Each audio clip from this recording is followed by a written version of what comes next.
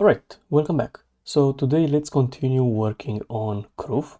My plan for today would be to add some new functions, types, really simple things.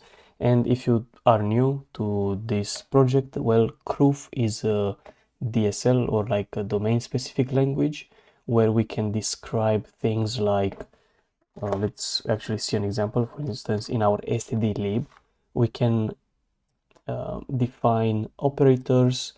We have things like quantifiers, defining variables, and then we define like equality checks, or we can even have less than operator, right? And like comparisons, and we can define operators, functions, and then define how they work. And then when we do want to evaluate certain expressions, for instance, let's say in our hello world example, here we define the hello set, and then we just evaluate a literal, so it's just going to print the literal.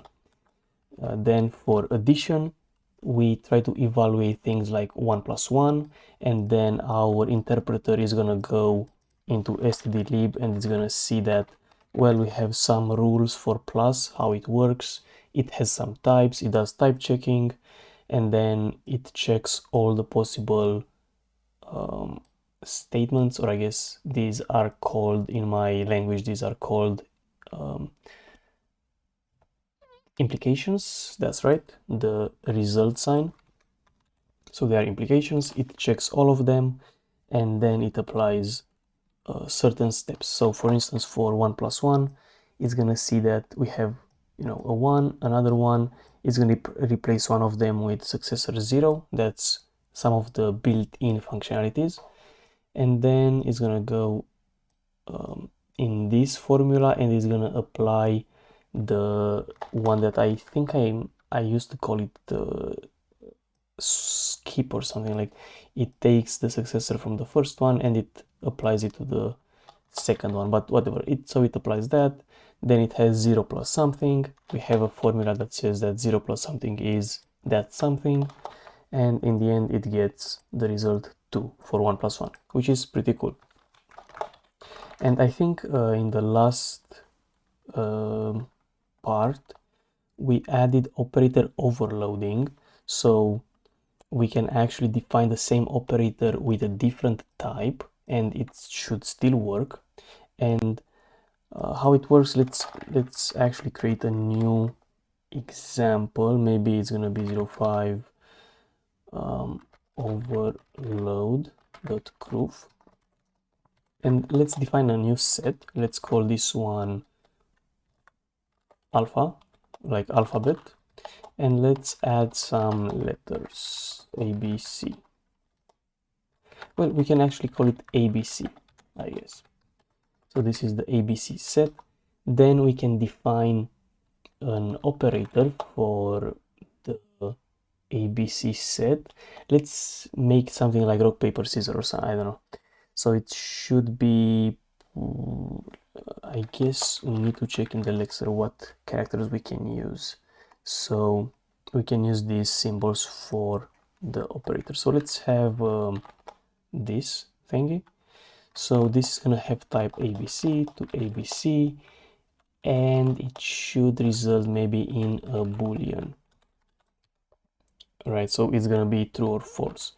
And then we can actually just say A, B is equal to true.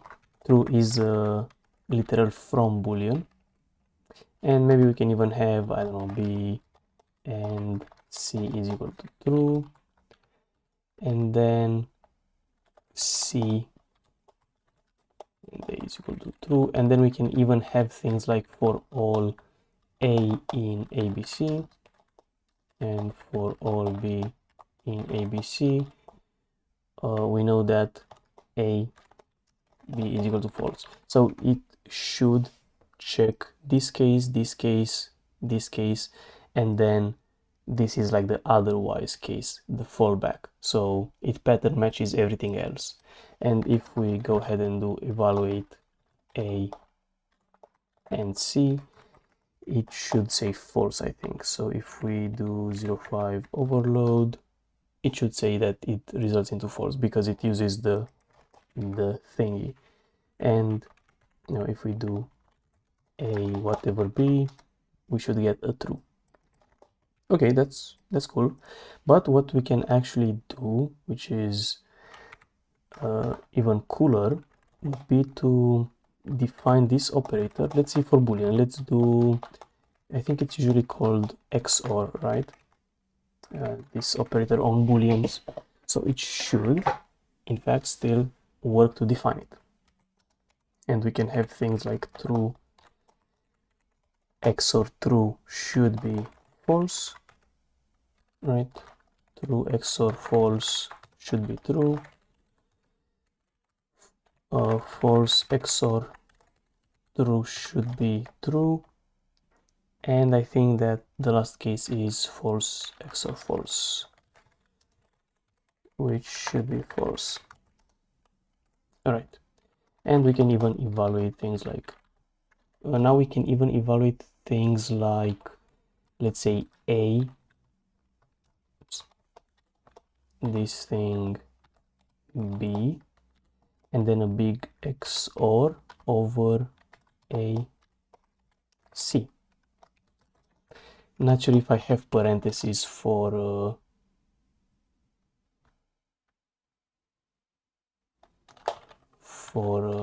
booleans. Let me just double check. If I do true, I do have parentheses. Okay, interesting. Oh, I forgot about that. Okay, and we get false. Interesting. So what happens here? Opens up the parentheses, then it applies A and B is equal to false, which is it should be true.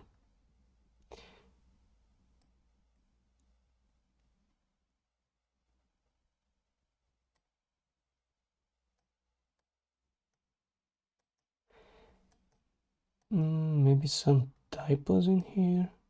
I guess I wouldn't rely too much on the otherwise, even though I said that, oh, it's really cool, you can have this one. It kind of sucks because if it somehow manages to try this case first before it tries this one, it's gonna choose this one, right? So we don't really have like an order in our pattern matching, which kind of sucks. So that's why this can happen. So maybe I just have to define all the cases by hand, right? Which kind of sucks. Maybe we can have this as a to-do, like trying to actually have pattern matching in the order that you define it, which I'm not sure why it doesn't work by default, because it should. Like, it's kind of weird that it didn't work.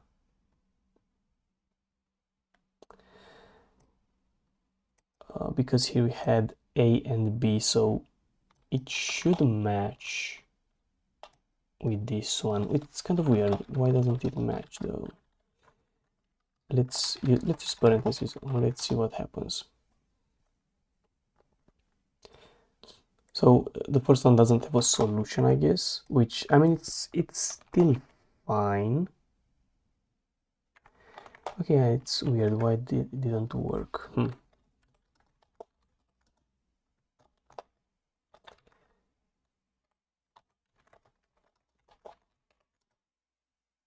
I guess we can try to have a small debugging portion where we try to look why it doesn't find A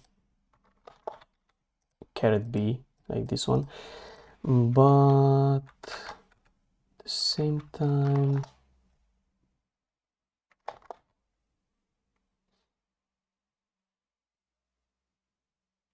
I guess the reason why is this might be the shortest path, because we basically use BFS, right? And maybe this one is shorter somehow.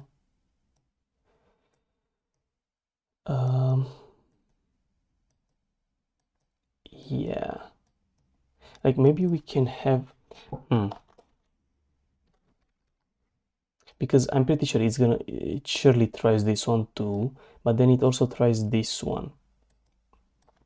So maybe the logic would be that, let's say in the solver, in the a star function, if we have here something like less than or equal, no, it's strictly less than, then that should be fine. Like it shouldn't overwrite, right? Like if I do less than or equal, for instance, this one should also say false because it's gonna overwrite it. That's my idea, I think.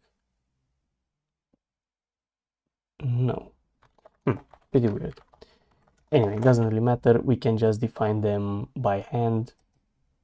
Like it should choose the first one and then not overwrite it with this formula, but it is what it is.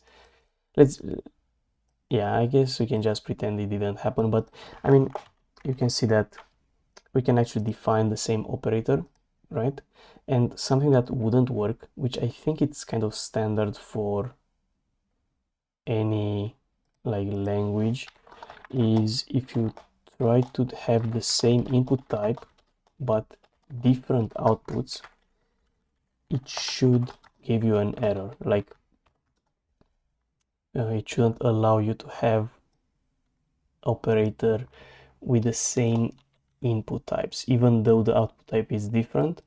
The input type is the important part because that's the inferred part, which I think it's kind of normal, at least in C++. I think that's how it worked. Okay. Yeah, sure. I mean, this isn't really like how the language is intended to be used, right? Like defining your true cases and then the otherwise case. It should be like defining all the expressions by hand, or at least having things like the preconditions, right? Because this should be interpreted as a standalone thing. Like it should have at least preconditions like a is not, but we don't have not equal. All right, we don't have things like not equal. So again, like this should be interpreted as a standalone thing. So that's why it doesn't work. But I would be too lazy to write all the cases by hand. So I should do stuff like a, c is equal to false, and so on and so forth. But you know, I'm too lazy. But like this, it should work. I mean, it would be cool if we had better matching, but then yeah. Anyway, but at least we see that we have operator overloading, which is kind of cool. And why is that helpful? Well, if we go to stdlib, we have this n type, but we recently also added the z type. And last time we were trying to implement some addition using that operator overloading, but you know, we scraped it and we said that okay, the goal was just to add that operator overloading, and let's try today to do the actual addition. So for adding two natural numbers, this I would say is the most important part, sending this successor from the first item to the second one, like transferring it. So that's kind of the important part. And obviously zero identity. And some things that I've added for the z type, or I guess it's only one thing, it's the neg function. And the neg function, what it's supposed to do is to take a number and multiply it with -1. So it just adds a minus in front of that number. And in the solver, I guess we can actually just see the implementation for the function neg. So function neg, right? It reads the number and it applies minus in front of it. So that's all the neg function does. And I think this is the only thing that we need for the z function. Obviously, successor is still in z, like it can be used. So successor can be used, but I think, let's see.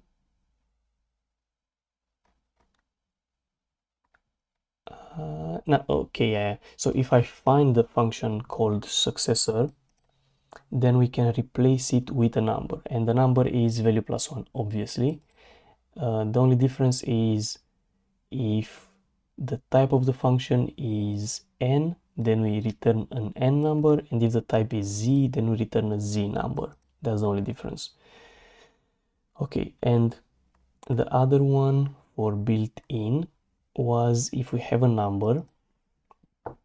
Well, what I did here was if the number is greater than 0, we can convert it to successor of that number, right? But if the number is negative, right, so if it's positive, then we also do successor using type z, same thing. But if it's negative, what I did was use the neg function instead of successor, because if you think about it, if you allow the solver to keep using successor, z doesn't have a bottom limit like natural numbers. Natural numbers have 0 as the limit, but z doesn't really have a limit, so it would go indefinitely.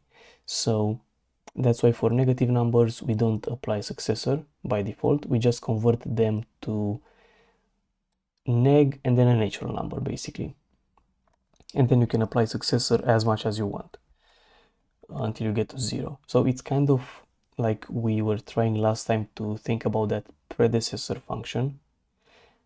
You just use neg and then you can use successor as much as you want. So that's the idea. Okay, anyway, so let's go back to stdlib and let's try. So here we have boolean. Let's try to add, we even have exponentiation, but that's not really working right now. Oh, maybe even something cool. Overload. Let's copy paste XOR from here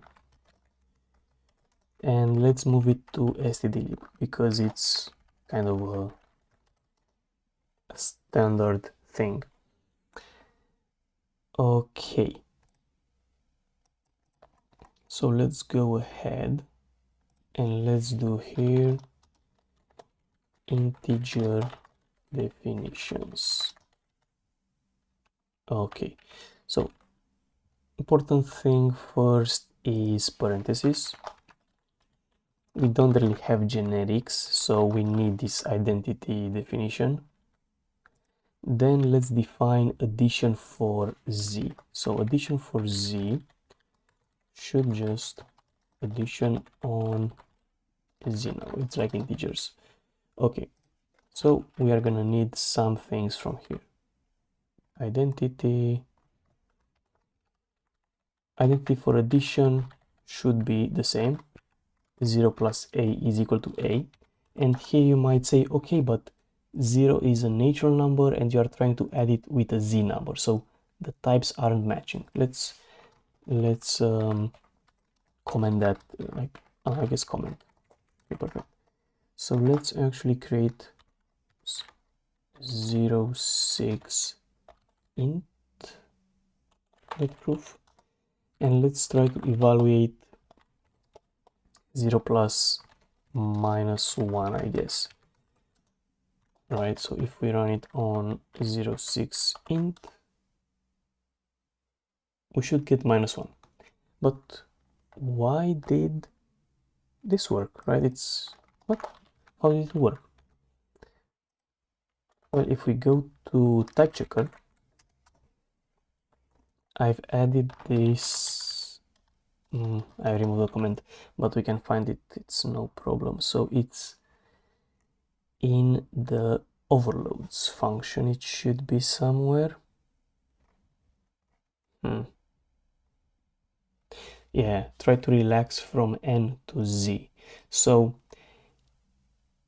here we search for the operator using the overloads, right?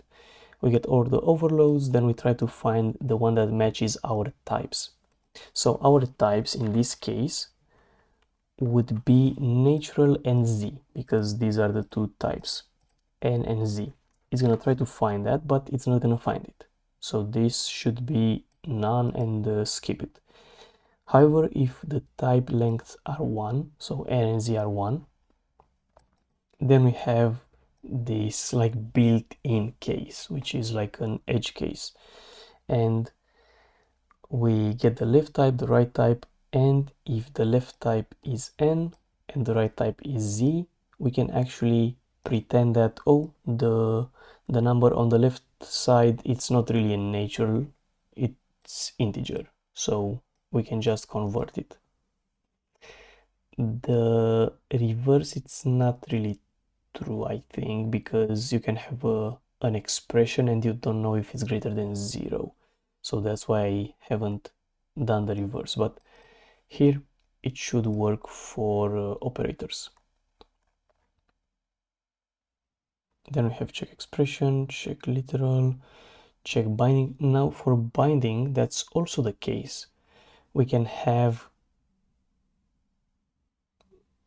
something similar, which it's not yet implemented. We don't have like this check operator. I have to implement that as well. It's gonna be just one liner like here, but we need to extract this stuff into a function and basically implement it the same way as we did for operators, which yeah, should be kind of straightforward, because operators are functions, but we only have two types, which instead of an array we have two variables. So it should be actually simpler to do for functions, because we have the arrays straight away. But for operators, that's what we care right now. Okay, so let's see how we can do now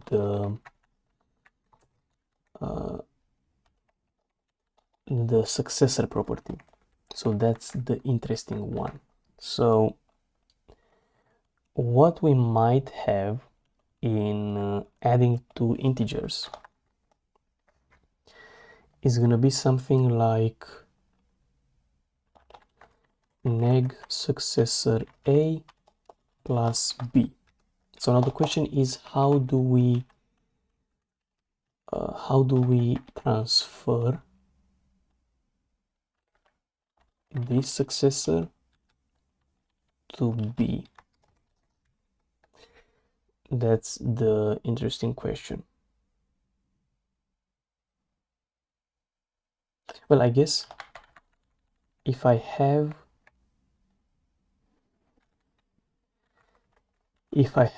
this case, maybe it should be easier, because it's going to be successor neg A plus B, right? So it's kind of the same thing as here, actually.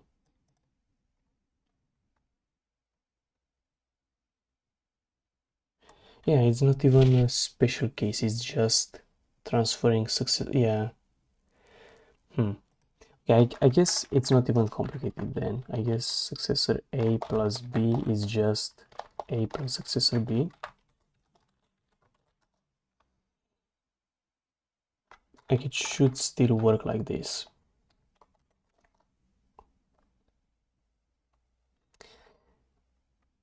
But it's kind of important to have neg being used somehow. And I guess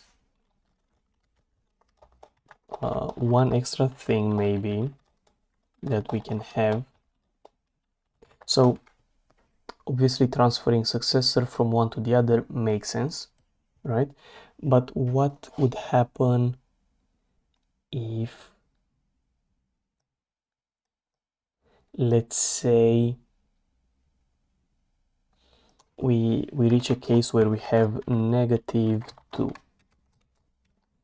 We don't really have a way to, and this would transfer into neg successor 0, right? So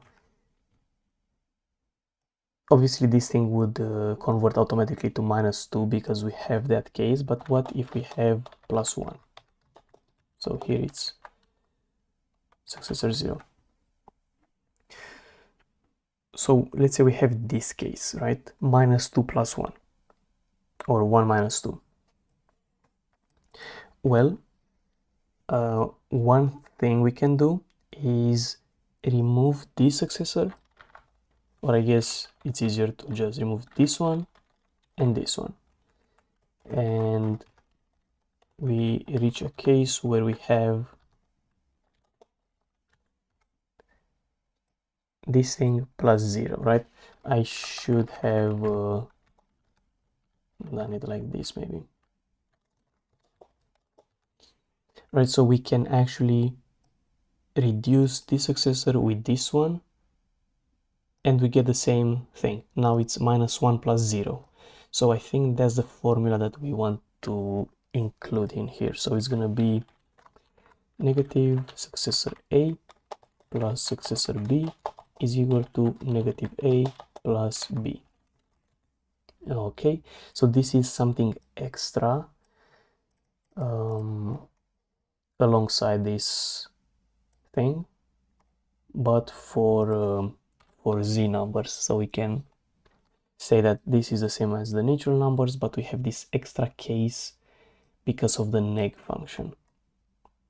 Okay, and then we have commutativity and stuff like that, which should be the same. Like you can swap the numbers as you like, and you can put parentheses as you want. Perfect. So this would be, I think this is everything we need for addition on z numbers. So let's go ahead into int Croof. So this one we already knew it works, but what about actually my case, like -2 + 1, right? That I was talking about. So what it's gonna do, convert it to -2 + 1, which is what I said. Pretty cool. Then a neg successor 1 + 1. Then we have this thing. Then exactly the same stuff I was talking about. Then what does it do? It applies the formula that we implemented, and it gets to neg successor 0 + 0. It swaps it around, right? And then it applies 0 + a is equal to a. And yeah, gets to this thing, and then -1, a is -1. So yeah, that's kind of cool. I would say it would be even cooler to have multiplication or something, but yeah, like multiplying numbers. Let's actually see what we can do about multiplication. So let's do z is going to go to z. Multiplication on z numbers. So I think most of this stuff should be similar. Like for instance, 0 multiplied with a should be 0. 1 times a should be a. Right? Now is the interesting part. If we have successor a multiplied with b, if we have successor a multiplied with b, let me just remove the comments. We don't need all of them. Like, sure, here it's fine, but here we don't need. I think the first part of this formula is the same. So if you try to multiply successor with b, it should be the same. Like most of these are gonna be repeated because z numbers and n numbers are kind of similar, they are kind of the same thing, but with minus in front. But I think we are gonna need an extra case. What if you are trying to multiply neg of a with b? I think what happens is you get neg a times b. I think that's the result that we need, because imagine we have something like negative minus 1 times 1. Well, this should result into neg 1 times 1, which is probably gonna result in neg 1, which is minus 1. I think that's all we need for multiplication. And obviously we have commutativity, which is this. So you can actually swap a and b how you want. Associativity. I guess this is also important, being able to multiply numbers like this.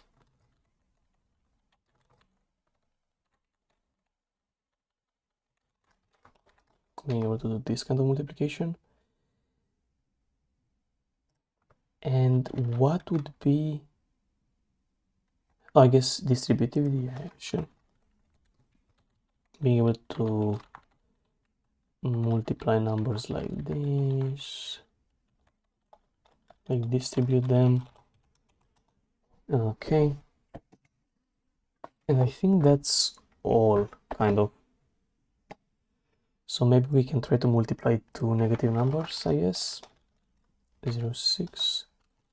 Let's try to evaluate minus 1 times 1. That's the first case.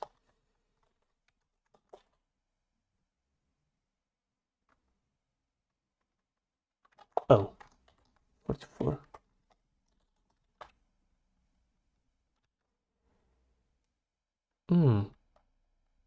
Interesting. So I guess in comparison, cannot compare types z and n. Well, we don't really need this right now. We have to fix it, but makes sense. The error, we don't have, types relaxation in only for operators. We don't have them for relations and functions. We have to implement that. Whoa, instantly. So we get minus 1, and let's see if, so it applies this thing. 1 times neg 1, yeah, nice. So I guess more difficult one would be 2 times 2. Shit, we're still waiting.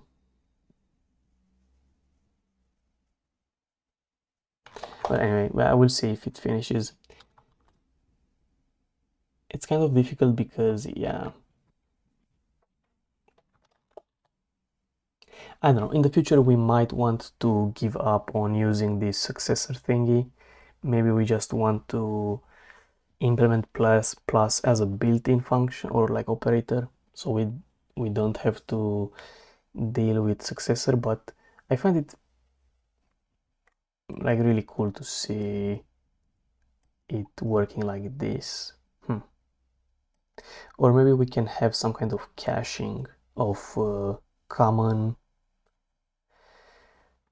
operations,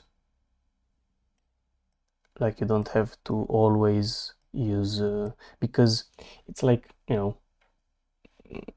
thinking about math in school. In the beginning you were counting on your fingers, but then you cache that information at some point. Like, I guess weird to say, but I mean, you do cache it basically. Like, you remember that 1 plus 1 is 2. You don't have to do it on your fingers anymore, unless, I don't know, something bad happens. But we might be able to do something similar to this thing, like build some kind of knowledge base, external database or something where it figures out certain like certain things result in certain expressions, and we can even save the steps. But what's cooler about the human mind is that you can actually use the same steps but with different numbers, kind of, right? Like you can even, if you know, I don't know, 1 plus 2 is 3, then you also know 2 plus 1 is 3, because yeah, but something like that. Like you can even infer more complicated stuff, but sadly it's too slow. It's struggling with 2 times 2. Jesus. Let's see if 2 times 2 is actually hard or not. It's actually hard. Okay. Well, I mean, sucks to be a computer, I guess. Minus 1 times... I mean, this one is too simple because it just does... Let's do minus 1 times 2 because this one requires a bit more stuff. Yeah, it's kind of sad that it's this slow, but it is what it is. So I guess what we can do next, because we managed to implement these things, it is what it is. It's kind of slow. We cannot really do anything about it. I kind of have like the best idea already implemented with A star. Again, maybe we can find a better heuristic or something, but like this is the best it can run. So yeah, again, I guess like the only improvement we might be able to make is give up on using successor and actually using plus as a built-in operator, but it would kind of defeat the reason why this language was born, I guess. So yeah, we might want to actually improve the search algorithm, maybe. Anyway, so let's I guess now we can try to fix this issue with comparing different types, and then we'll see. So let's go into type checker. Okay, so here we were checking the operator and we were looking at the types and trying to do something like relaxing them, right? So let's see where we have something like check relation. Right, so let's write a function called check relation. We'll see what the arguments are and all of that. Probably we need self. I'm still gonna leave this to run in the background. Maybe it's gonna find the solution, but who knows. So let's copy paste this code right here.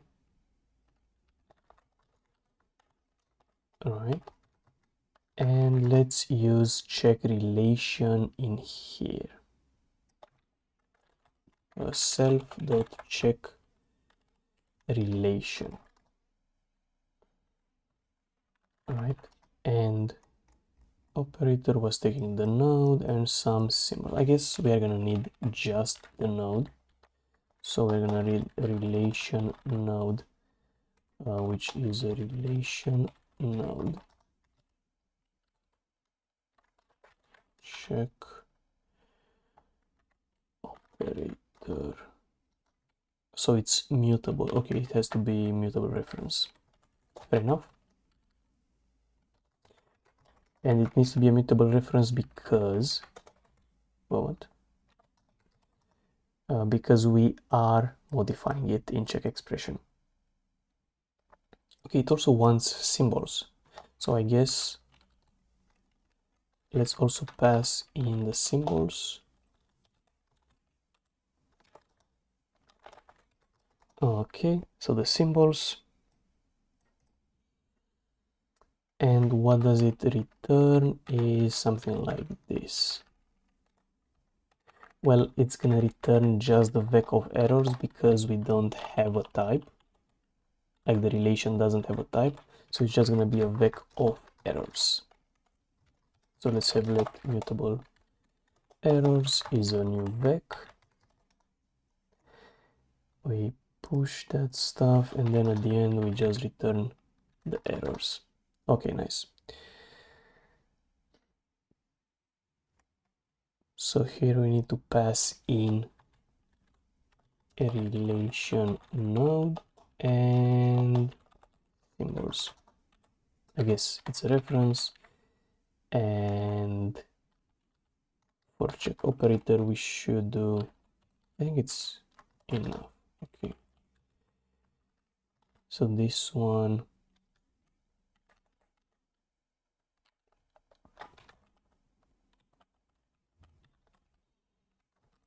let's define that there and let's return the errors here. Okay, like this. So now it should be happy. So here we check the relation. Let's take another look. So what it does is get the type of the left hand side, so the type of the left expression, the type of the right expression, and it does something. Let's rename this thing now. So check operator. All right, so we might want this kind of stuff.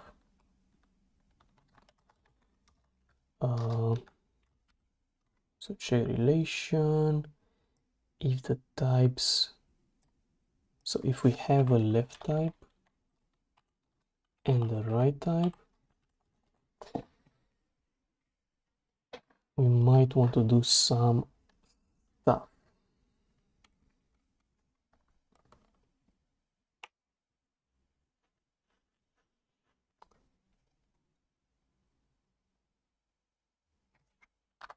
Oops.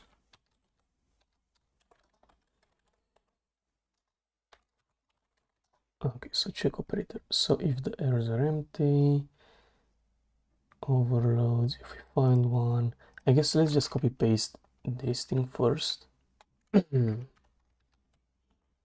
Let's put it here and let's check what we need to do. So obviously this is the last case that we have. If the left type is not equal to the right type and the types are not matching, then we have, you cannot compare type with type. That makes sense. But if you're trying to compare type N with type Z, that's interesting. I think,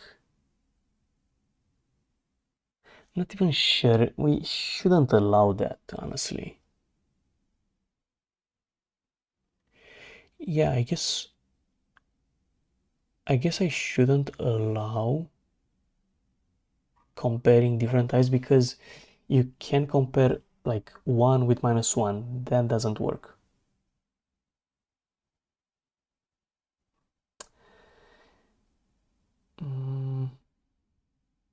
We'll see if we want to allow stuff like that. Probably no. Right. So let's just leave it like this for now. Maybe we want to do some more stuff in check relation. Not sure yet. Okay, let's, I mean, if we are already here, let's do this one as a function as well. So check quantifier self. What other stuff do we need here? I guess we need a quantifier node. Quantifier node should be a mutable quantifier node, and symbols. I mean, if you're still here, like if you're still, oh, if we are still here, we should just try to refactor this stuff, because why not? Oh, anyway. So this thing should return type checker error.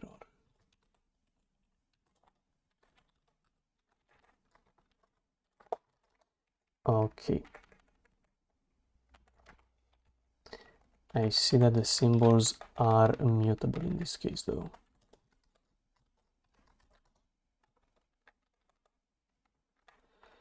Okay, interesting. So in here, if we find a quantifier, we want to insert that quantifier in the symbol's hash map. So that's why it needs to be mutable. We add a new symbol in the context, basically. Okay, I'm not sure if we actually do we modify the node? Not really. We don't modify it, but you know, oh, why not? Servlet check quantifier. It needs the quantifier node and the symbols like that, because it's a mutable rep. Okay. So that's, I mean, that's a bit cleaner, I would say. Check statement. Right, and you can see that for an implication, we have to check all the conditions and then we check all the conclusions, right? And the symbols are shared between them because the conditions are going to define variables and the conclusions are going to use the variables.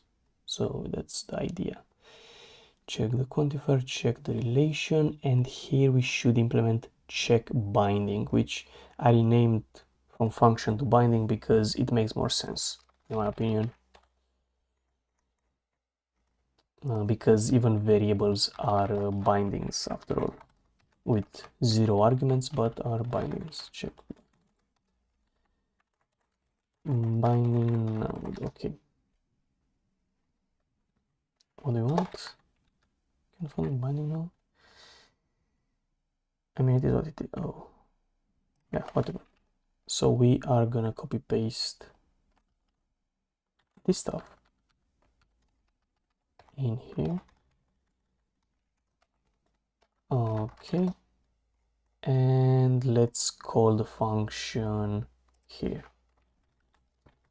So let me servlet check binding node and symbol. So I guess this could also be called node. Oh, node. Nice.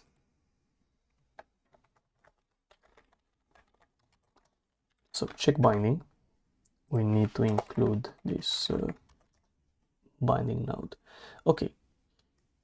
So I think I want to make it work similarly to the operator. So let's try to copy paste stuff around. So we are gonna have node name value for the name. We get the left type, left errors, we extend them. If the errors is not empty, let's copy paste this thing. So if we have here, we have some errors. If we have errors, it means that we cannot find the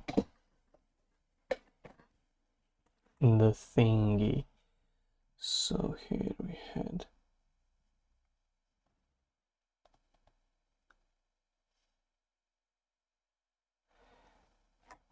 whatever. So here we extend the archetypes. Here we don't do anything if it's none. Okay, makes sense. And here I was thinking that maybe we want to infer some operator or here some binding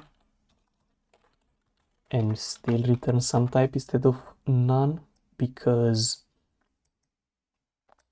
I mean, we might have multiple overloads for a function. Right, but here imagine that some of these arguments throw an error while checking the expression, so we get none as the type, so we don't have the full type of the function call, so we don't know which one to choose. That's the problem. So what type do we return here? Not sure, so that's why I return none for now. So let's do undefined binding. So here we have node name clone, we need a token, and archetypes, which are the types of the arguments. So it's gonna say we couldn't find a function with this name and these types. Okay, fair enough. So we don't need this part.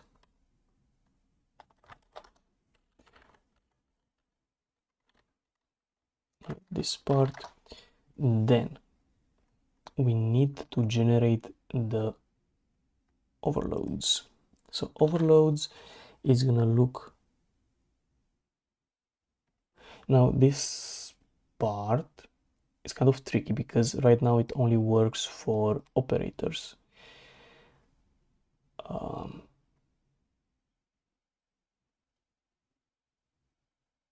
But it's kind of the same thing for functions if you think about it, because here you get the name of the operator or of the function, you get the types, you get the symbols which are in the current scope, then you have to look through the defines, like the def keyword. So if we look in stdlib, that would be things like def this, def that, and so on, whatever. We have some defs. We look for the name, and here we filter map, right? And if we find an operator, we return it. Otherwise, we don't do anything. So we might want to do a match instead and take both operators and functions, right? And then afterwards, so here we look only at defines, and after we look at defines, we also append what's in the symbols. But this one is interesting. So symbol get name, let input types is the input type, let node type is the result type. But why do I skip? I don't think I need to skip the archetypes. What?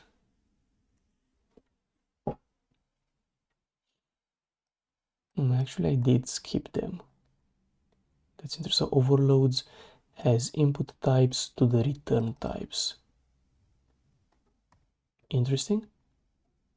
I don't remember why I did that. So overloads.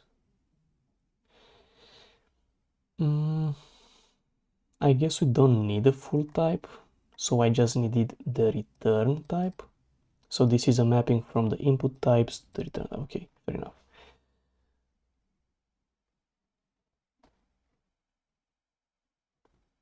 Okay. So here we get a name, and here let's say, so here we were just keeping the operator. Let's do a match instead. Match v. Let's fill the arms. This, for a set we return none, for a function and an operator we have to do this stuff.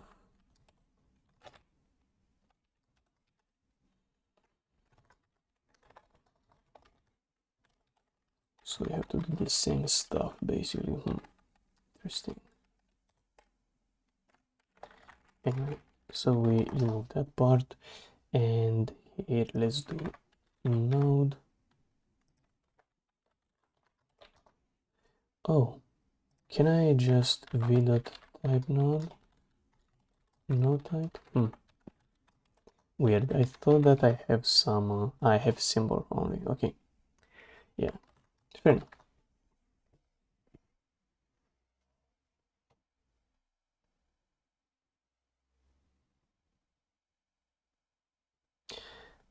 I guess what I'm gonna do is remove that.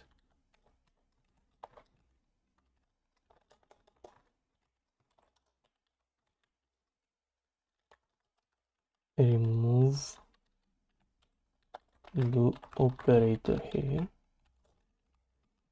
Copy paste this part, so that's gonna be that.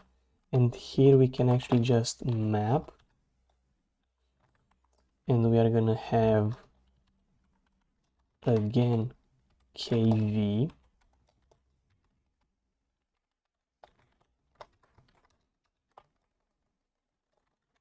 We don't need filter map anymore, and we can do something like v.iter, and it's the same thing, but it's less code basically.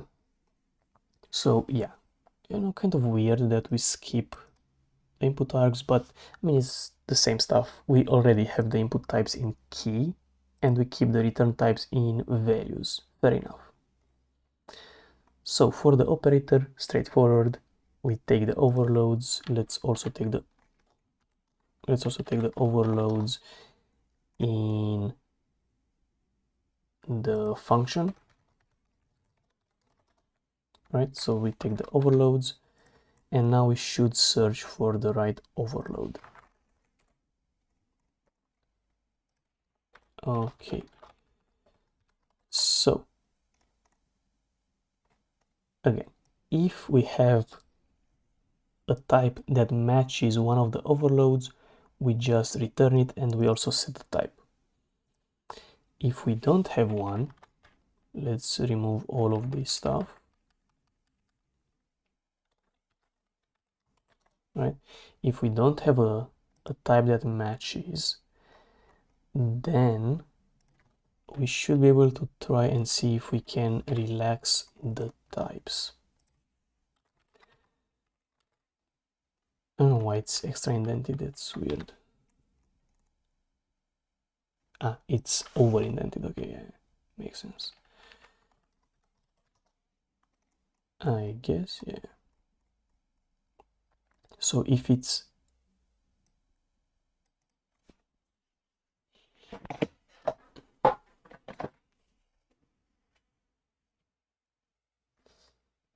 so if the types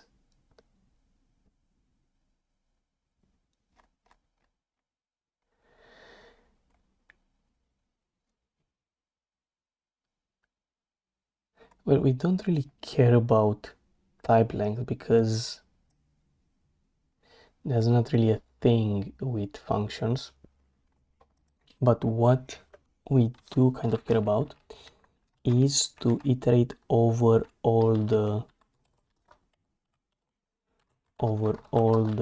overloads, right? So we are gonna iterate all of them. Let's unindent this thing. Let me just add a to do at the end so it doesn't compare anymore. So we try to relax the arguments from n to z. How can we do that? We go through the overloads. We have some input types. It's a vec. We have some output types. It's also a vec. So now this one is interesting.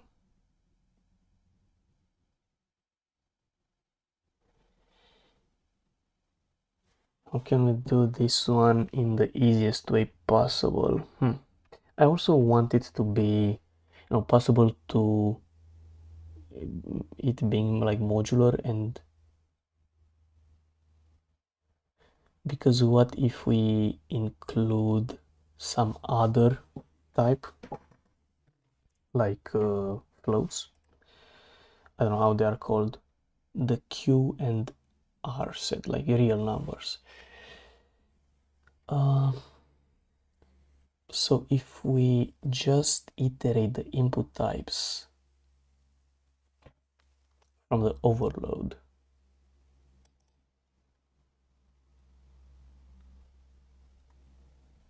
and our argument types, if we find a difference and my input type is n and the overload type is z, we say, okay, that's okay, we can still keep going. And if we go through all the types, it means that this overload is fine to use. I think that's how I'm gonna do it. So let's have let boolean can use is equal to true. Wait, what the fuck? Let mutable. And let's do a for arg type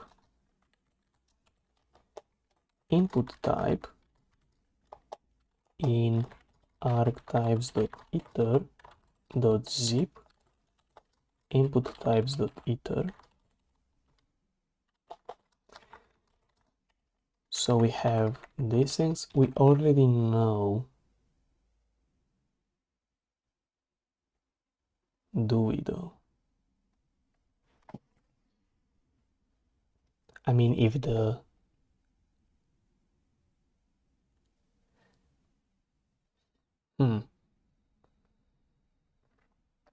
what if the number of arguments is not the same?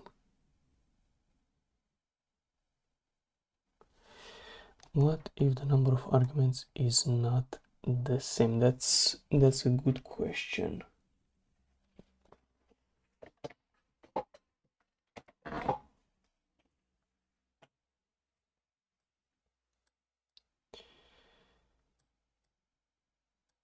That's an interesting one.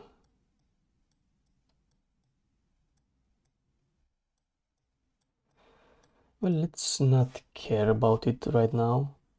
So if the number of arguments is not the same,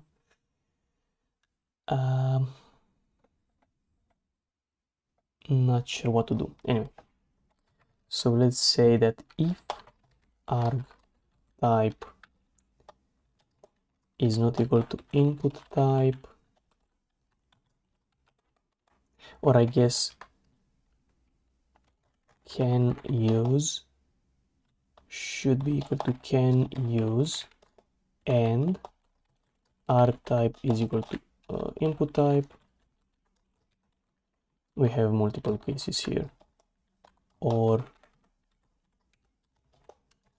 arg type is equal to type n and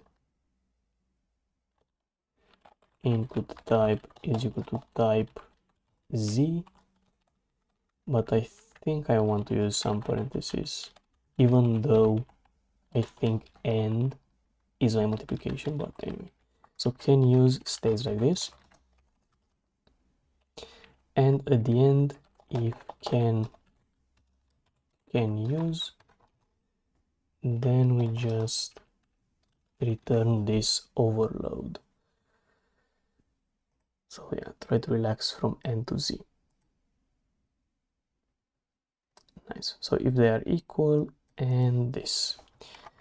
Nice. And if it happens that we reached the last case, we should say that, well, undefined and no type. Undefined function, we already have that. Undefined binding, okay. So we do undefined binding and we throw the error. Okay, so, oh, still not done, wow. So why do we need that? Well, here I said that I'm not gonna make the equal, like the relation, check natural numbers and the numbers, because what if you compare 1 minus 1 and 2? Even, I mean, that's false, obviously, but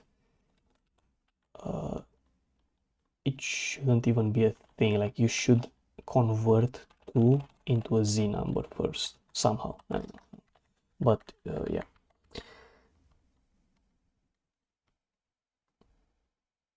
So what I think I can do here now is maybe have something like neg0.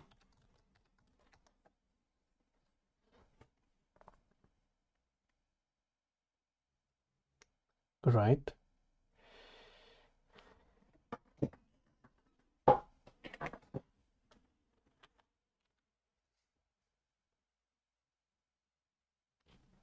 Which I guess makes sense, or even a like a better one. Let's see. What if we have a z function, lowercase z, that takes a natural number and returns a z number, and then we have something like for all a in n, c of a is equal to a, and that sucks because we cannot compare them. Okay, fair enough, we cannot have that, but this one makes sense, I guess.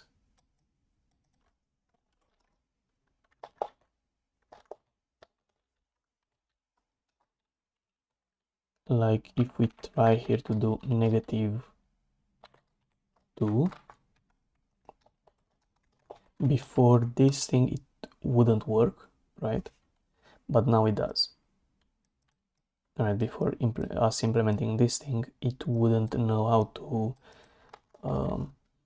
take a natural number and apply and convert it to z, right? Which is kind of cool. So yeah, so that's pretty nice. Type checker. So that was only a type checker thing. It didn't involve working with the solver. Sure, yeah, kind of cool. Now let me double check something, because I was also working on something else in type checker. I'm not sure if I butchered that, so let's double check. So cannot find. I mean, we can just try the example and see if it still works or not.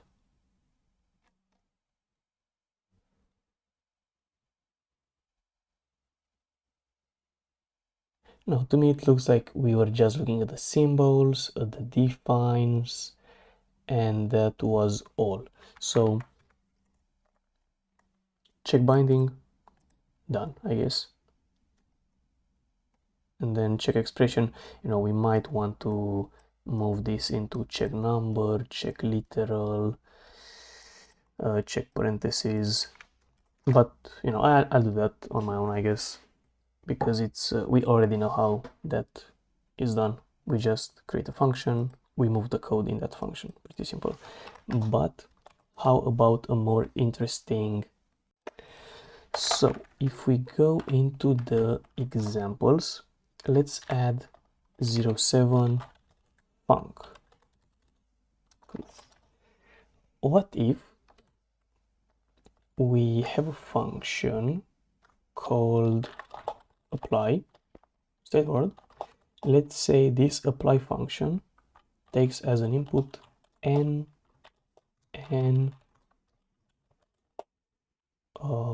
another n, and returns an n. So it's like 3 numbers as input and outputs a single number. Okay, interesting. But how does this function work? Well, let's try to define it. So let's say we have a number as usual, and what if instead of a number we have a function? So function f that takes a number and returns another number. What about that? And what if we make apply of f and a equal to f of a? What if we do something like this? Right, so what if we have a function that takes as input a function, a number, and returns a number? And what it does is just applying that function. That's kind of cool. So let's try to do apply, successor, and 0, let's see. So what this should do is converted into successor of 0, which is 1. Let's see if we actually have this one still working, because I was working on this thing last time, or I guess, off screen. But and as you can see, apply successor and 0, it uses this thing and we actually get a 1, right? And how I implemented this stuff, I think it's probably just in solver. So in the solver, because type checking, if you think about it, type checking should pass because it's just looking this symbol, it matches this argument, this one matches this, so it's 3 numbers, returns a number. So type checking should work regardless. Okay, but when I was applying the mapping, I think I was looking at the arguments. If we don't have any arguments, I was just taking the mapping. Not sure if I remember where I added the code for this, but like it should be. And this was the main reason why I changed from variables and functions to binding, because I want to treat functions and variables the same, basically, to be able to do stuff like this. So that was the reason. Yeah, I'm not sure exactly where I did that, but it was something to do with the fact that, we have no arguments for successor. That was a big problem because it was thinking it's a variable, but it wasn't, and it was saying, oh, undefined variable, but in fact it's a function which is defined. So that was the main idea. And I guess when we create the mapping, if we don't have any arguments, here we treat it as a variable, but right, we treat it as a variable, and here we were treating it as a function. I'm still kind of, well, how does it work though? Damn, I still don't remember. So the binding, we check if we have a mapping. If we don't have one, we create one. So here we kind of map F to successor. That's one thing we are doing. And we are also mapping A to 0. Right? So that's kind of what we are gonna do. Right? Because we are here, we are mapping the arguments, right? And then we are just mapping it, but then maybe it's interesting in apply mapping. So here, if we have a binding, if we have arguments, we apply mapping on each argument. So we apply mapping basically on FA, or yeah, we apply mapping on FA pretty much, because we use the left hand side to generate the mapping and we apply the mapping on the right hand side. So we know that F is equal to successor and A is equal to 0. So it's going to apply the mapping here. So what it's going to do is going to apply the mapping on the arguments. And that's pretty simple because it's going to convert A to 0. And then function type args. Here it takes the return type of the function and the input types, and this func type is basically the entire type of the function. Right? And here we are creating a binding with the name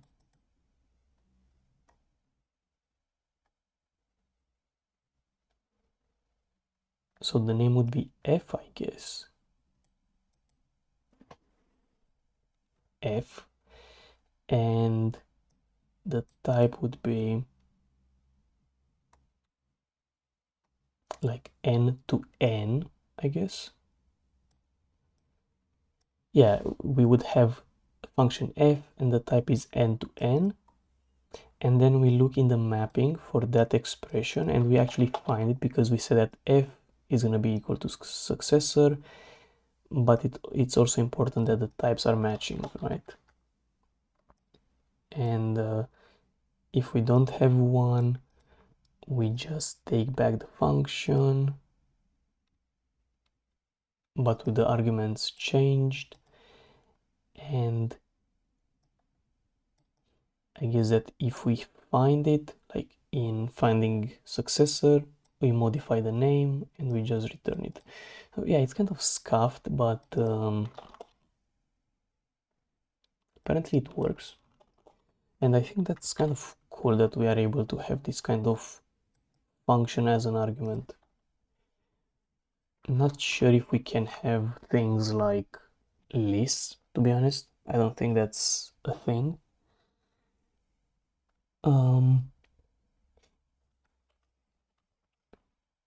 Another cool feature we might want to have is defining like numbers and null or something.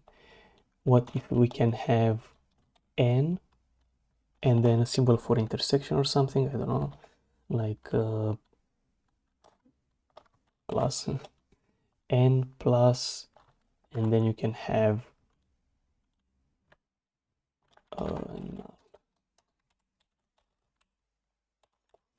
like what if we allow you to define something like this,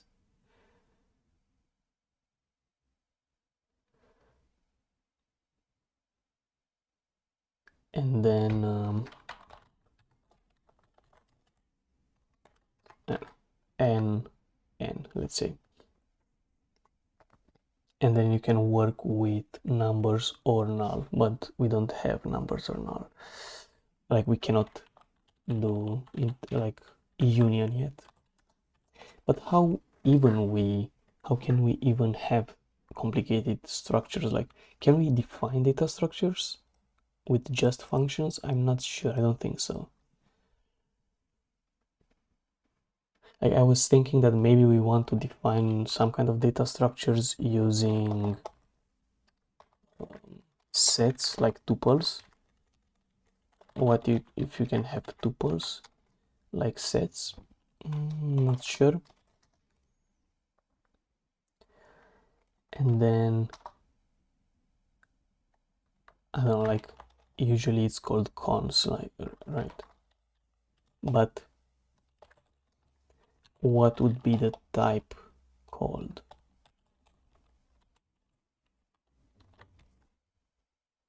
Like what would be the type, because it needs like a an enum, which we don't have. So yeah, well, I mean, let's think about it. So what would be the type of cons? Cons looks like it takes in as an input a number,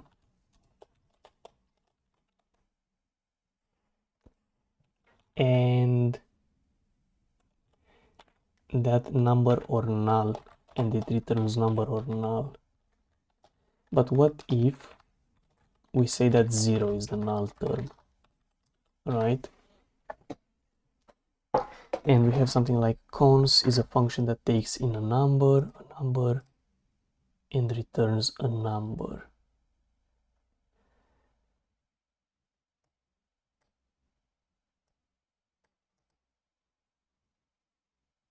Yeah, I mean, the thing is, this is more like a sum, and yeah, like we don't have the capability of defining some, more functional stuff.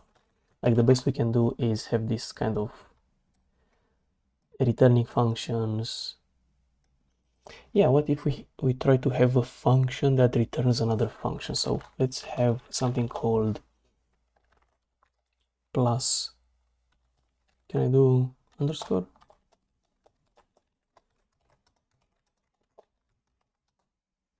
And no, I cannot.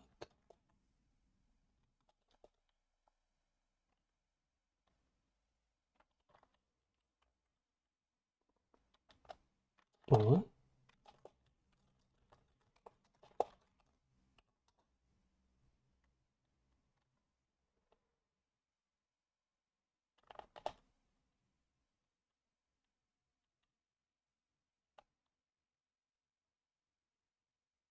Oh, what the fuck?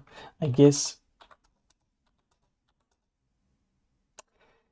yeah, that's random because when we choose the function here, we don't really have type inference and we don't have generic types, so we have to define apply for each type, right? That kind of sucks. So let's just comment this stuff out. Like we still need some type checking for this to actually work properly, but I mean it's still work in progress feature. So I was like dev +1,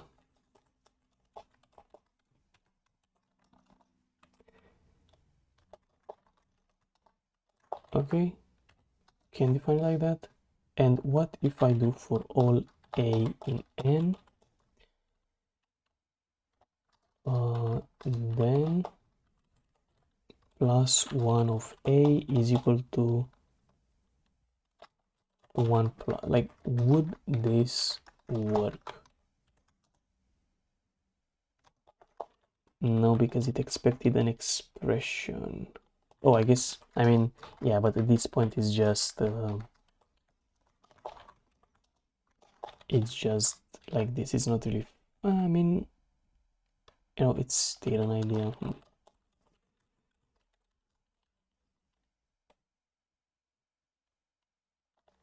Oh, I have another idea. What if we have plus like this for all b in n, and we do plus ab is equal to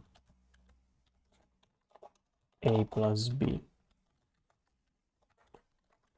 Then if we say plus 1 1, wait, what? Oh, plus. So we get a 2. But what if we have plus and only one item, right? Like this should return a function, but I don't think I don't think it's possible to do stuff like this. Yeah. Then plus 1, and we can actually define it maybe. Then plus 1 of a is plus of a.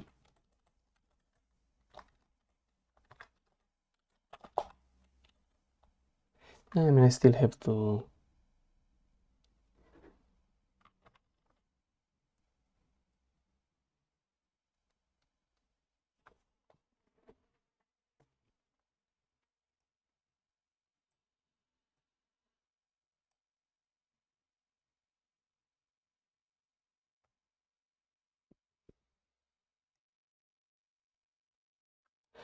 I mean, for all, yeah, it's like I still have to do 1 and a. Unless we do something like this, if it's possible.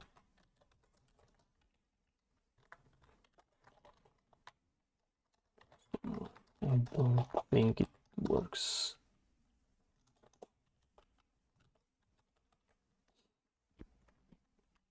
Because here we have plus 1, but we don't have any rules on what to do with plus 1. So yeah, you cannot really have functional stuff in this format. So I mean, but this one was still kind of interesting to see the idea of using functions as arguments, but we cannot really return functions, it seems like, or at least I don't have a good example.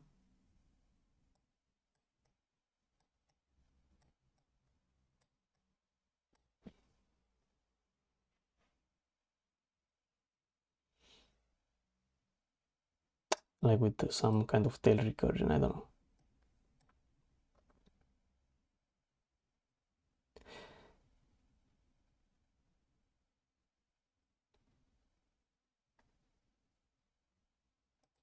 Unless we have some kind of definition for all. For all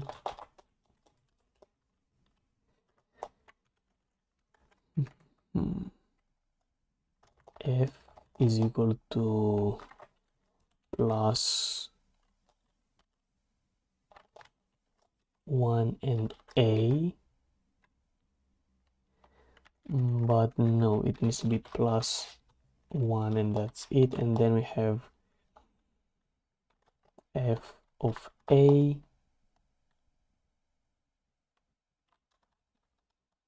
or what can I do here?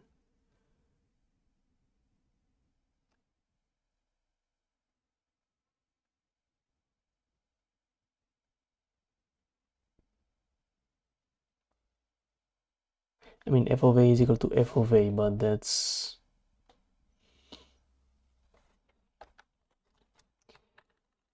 yeah, unless you define the inputs as well, it doesn't work. So, I mean, now at least we have some kind of ideas we can try to use, but I mean, for now, I think at least we have integers, which is pretty cool. It's still kind of slow, like if you give it a way too complicated expression, it's not able to do anything with it, which is kind of sad, but yeah, I mean, it still feels interesting to write these kind of formulas and think about them, which is pretty nice. And you know, the nice part about this is that we have syntax highlighting. I think without it would be way too boring to look at the code. But yeah, I mean, we have things like natural numbers, integers, and booleans. Let's try actually. So we have this formula. Let's try to go into int, and let's try to evaluate 1 is less than 2. I guess we looked into this one already, right? But what I changed was greater than actually just compares the numbers. So it doesn't even care anymore that it doesn't do the successor stuff anymore, which is kind of sad, but again, if it works, you know. I guess the last thing I would like to have for integers though would be absolute value. So let's try to add that function. So def abs is a function from z, and now the question, should it return natural number or still an integer?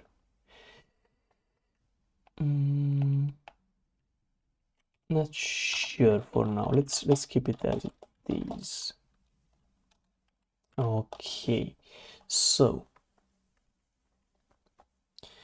the first condition is if a is greater than 0, but we cannot really compare z with n.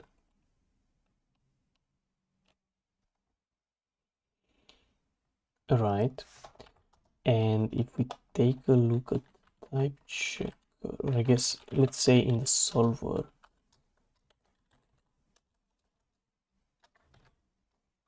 That's inside of proof.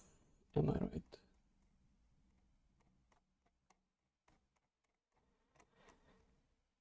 Proof. If we have greater than, we just compare the left expression, so expr. We use compare on the expression. Oh, fuck.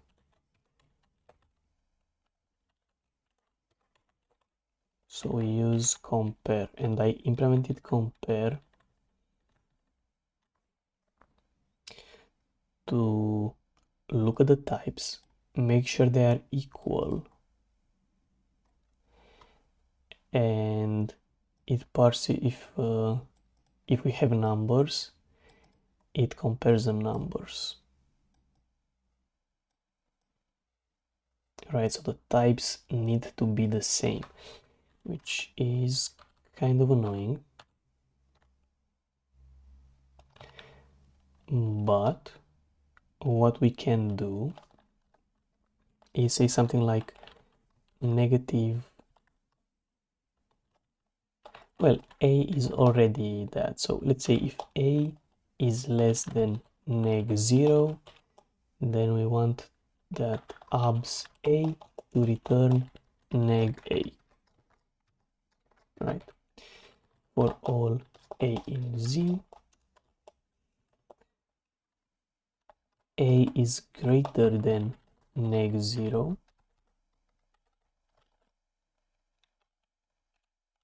well, I mean, we have only greater than, so we should use it like this. Then abs a is equal to a, and I guess the last case is abs 0 is 0. Right, so this would be the absolute value. All right, and now, yeah, that's the cool question. Should return natural number or still Z? No idea, honestly. So let's keep it natural. So if we go into 0.6 int, if we try to evaluate abs minus 2, we should get back to what? 35? Cannot compare.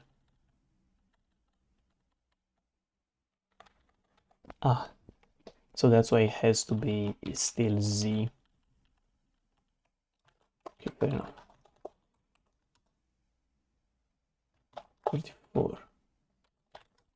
Yeah, sure, whatever.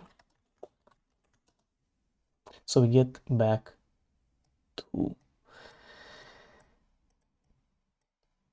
pretty cool, decent. So yeah, I mean, I think we might still need some kind of function that converts from Z to N, because it's kind of annoying to call neg on 0, or maybe, yeah, like cannot compare this and that. It's kind of sad. So if we go back to the parser, into the expression node,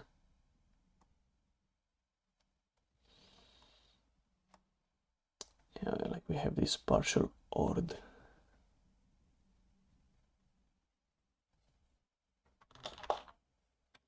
I mean, yeah, it is what it is.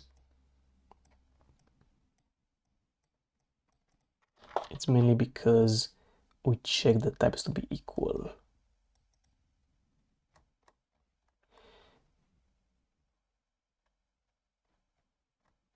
Right, so expression node. Like if you would want to compare two numbers, I'm curious if I have a q already on it, so I would have to implement my own AQ, maybe partial AQ on these things to make it a bit better, I guess.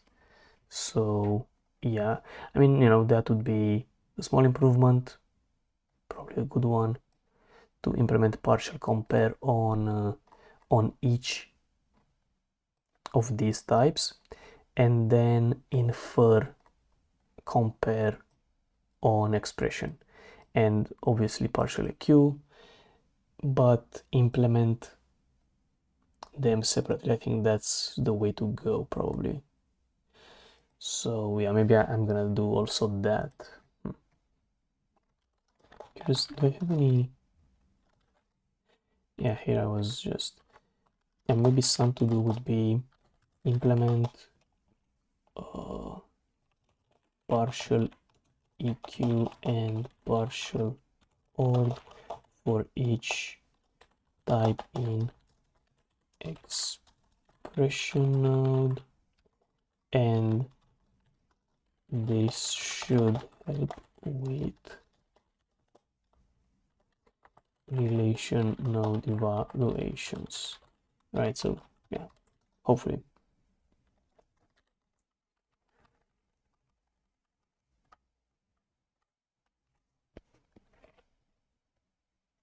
Right. But I think that's kind of it for today. Right, we managed to implement some things for the Z-type. We used operator overloading, and yeah, even for operators and for functions. So we can have we can use natural numbers and Z numbers interchangeably at some point, or I guess, at some extent. But I mean, it's pretty nice. I mean, we still cannot do multiplication between large numbers, which is kind of sad. Can we though do 24 plus 45? Like, how long would that take?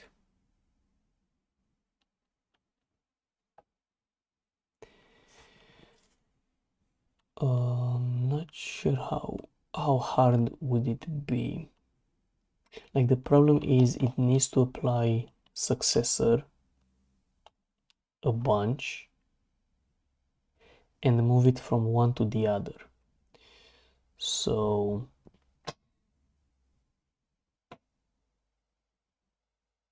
yeah, but the thing is, that's kind of the only rule it can actually apply.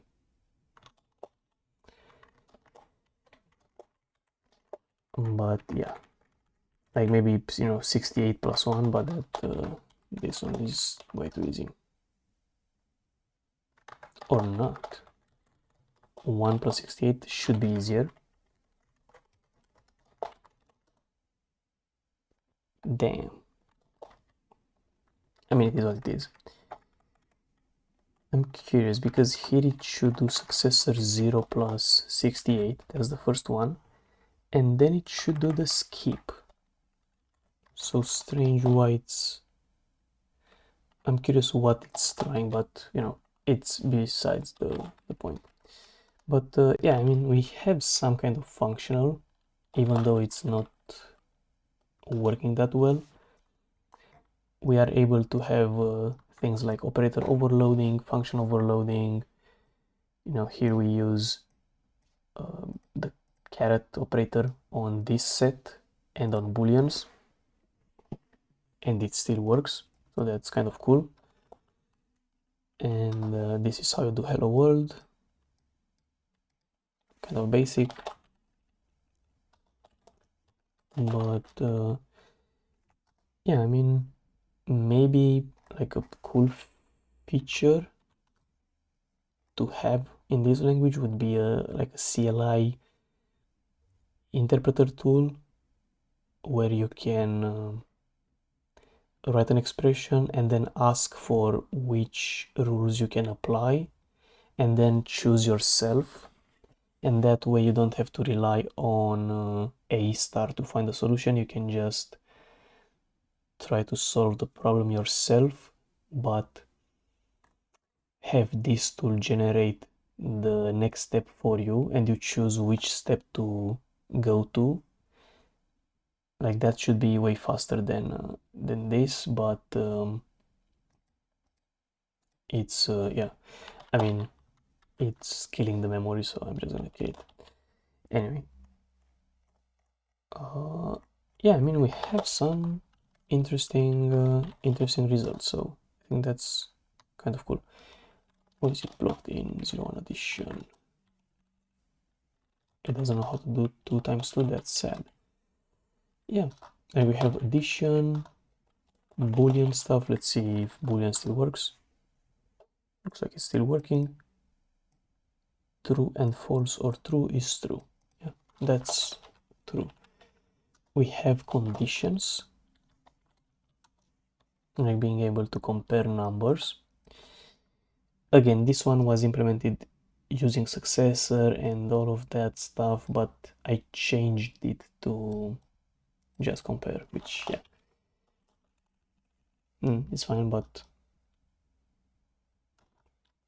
the Fibonacci numbers, which I think it was pretty slow. So this is 3. Do we get this one fast enough?